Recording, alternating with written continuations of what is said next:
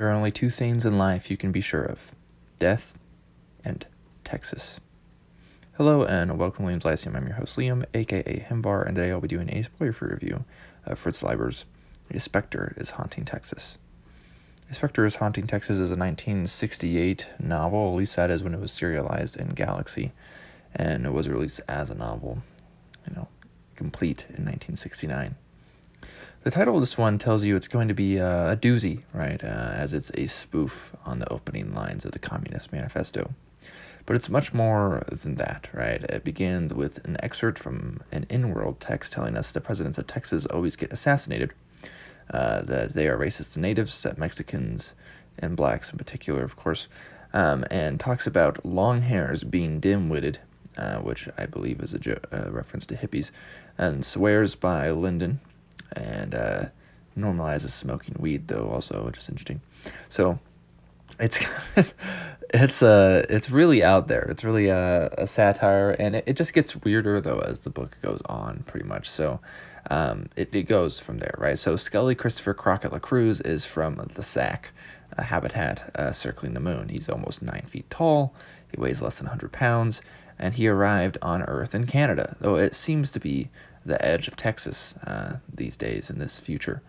The man greeting him thinks an exoskeleton is a weapon, and the woman doesn't know where Canada is. And it may not, again, it's not technically in Canada, right? It is, but it isn't. Right? And Scully, we learn, is an actor, though, and moving personality, a ladies' man, and an orator.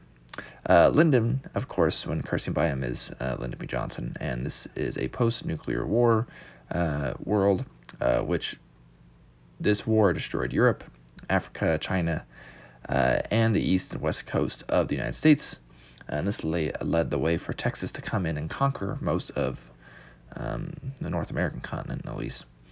It is a very absurd novel that really hits satire, leans heavily into the melodrama.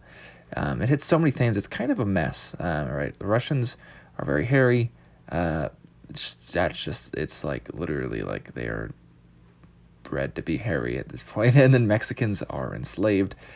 In short, Texans are giants and ridiculous capitalists and racists and other things. The novel is focused on acting, though, and this actor is also a hypnotist. Naturally, it just keeps getting weirder and odder. Of course, there's the sexual undertones.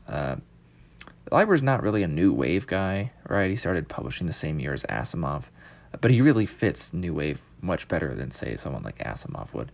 And so Leiber has always straddled that line. And so, while I think this is not his best novel, not even his best thing to come out right around this late 60s period, right? You got Illman and Linkbar around that same time. You have Ship of Shadows. I think those are both better than this. But if you want something that's really odd and you think that sounds up your alley, then maybe try this one out. I'm a fan of Leiber. I think he always works to a degree. This one, he's really on the nose in a sense in this one, which is not really his style, but he does always give you something to think about at the end of it all, and he's definitely leaning into the satire here. It is something. So anyways, I did enjoy my time, at least. So Liam from Liam's Lyceum. I'll catch you next time.